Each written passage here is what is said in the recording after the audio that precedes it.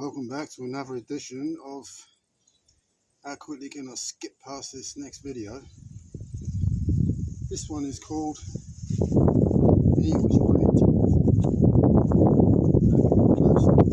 Here's a pool, well, it's more of a pond, and there's like lots of lovely gemstones floating around, nice red sky, and a couple of oranges. Some nice figures. But wait around, I'll just turn this around and you'll see why it's called Any Which Way Into the Pool.